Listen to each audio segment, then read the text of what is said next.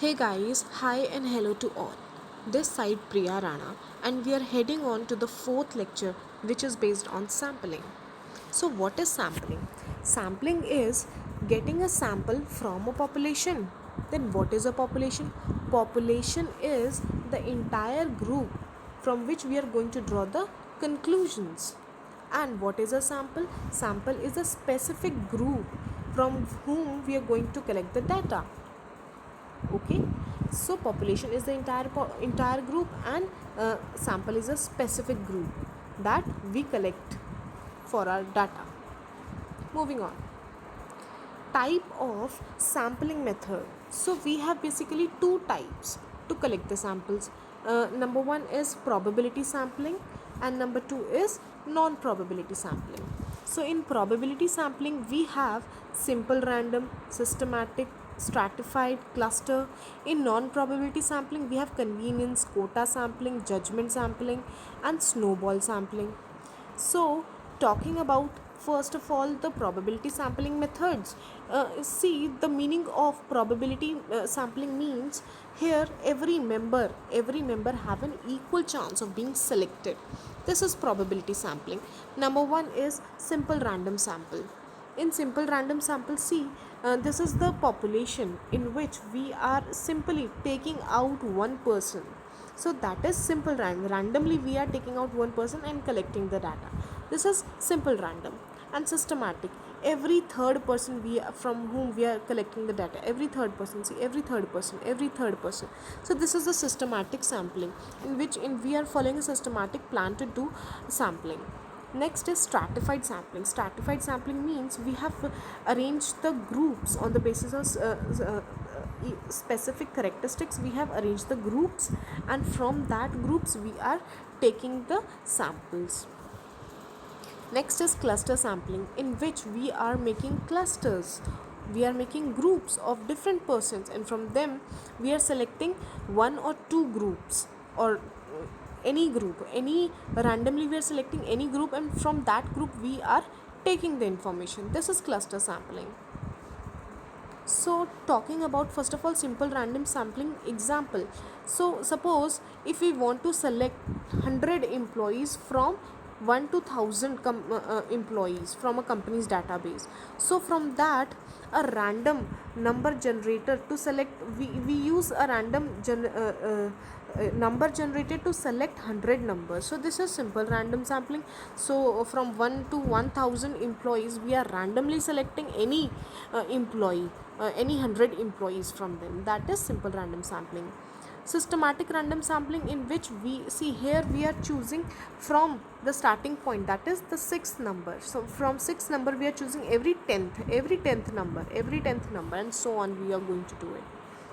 Stratified sampling, if I say that in a company there are 800 females and 200 males.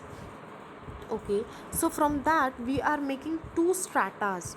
And that stratas are based on simple random or systematic sampling. So we are making two stratas, that is 80 women, and here we have made the strata from 200 male to 20 men, and we have selected 100 people out of them, so that they could be a representative sample for my sampling.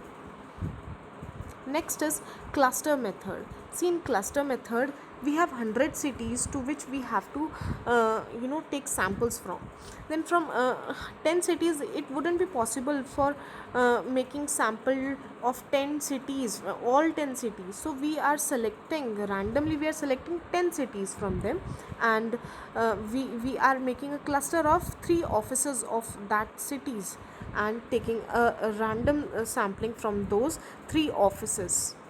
So in cluster sampling, if I say more about it, then cluster sampling also include dividing the population into subgroups, but each subgroup should be having similar characteristics of the whole characteristic to the whole sample. Moving on to the next, we have second method, that is non probability sampling, in which every person does not have equal chances of being selected. So first of all we have convenience sampling. In convenience sampling, see what is happening. This is the researcher. He is getting the information, getting the data from the persons to whom he is convenient with. He is just getting the data from the people who is just close to him. So this is convenience sampling. Talking about voluntary response sampling, he is getting the information to the people who are interested in his topic. So that's why he is getting in the voluntary respondents. Next is purposive sampling. In purposive sampling, what he is doing is he is fetching information according to his purpose. He is trying to sort out that the persons to whom he want to collect the data, he want from whom he wants to collect the data, purposefully he draws their data from them. Then in snowball sampling, what is happening, if we don't have a list of all the population, if we don't have a list of all the population, what we do is we hire a person to whom the person who is familiar with the entire population, and he takes us to the persons. He is the person who is familiar with the entire population, and he is taking me to the different persons for the research. This is snowball sampling. So let's see the examples. In convenience sampling, see this is very easy. Convenience sampling, see, if I am doing certain research, if I am if I am taking the data from my near and dear ones, that is convenient to me.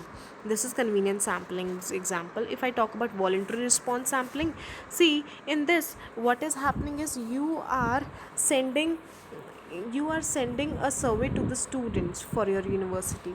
Then you see that the students who have strong opinion, but the people who responded are more likely to be those who have strong opinion about the student support services. Here the people who are responding to you, they have their strong opinion. You are just getting their response. Others are not selected in your sampling, so we cannot say that it is a pure representation of the population. In purposive sampling, what we are doing is we are purposefully seeing the person who can give me the information, and we are taking their experience in our sampling way. So this is purposive sampling, in which see, it involves the researcher using their judgment to select a sample that is the most useful to the purpose of the research. You are making a judgment to select a sample. You are being judgmental in selecting a sample. You are not doing on a random basis, so it cannot be a representative of the population because it is purposefully. In snowball sampling, see what is happening. There are many cities. See, if you are researching experience of homelessness in your city, if you are trying to search that, then you don't have a list of all the homeless people.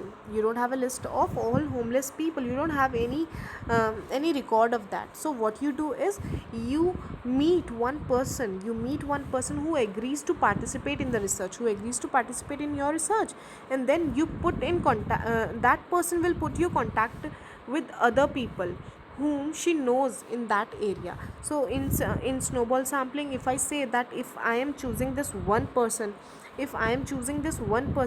he will take me to that area, but he will let me introduce to only those samples whom he is familiar with. He is not taking me to random person. He is taking me to the persons whom this leader is familiar with. This is snowball sampling. So that's all from sampling.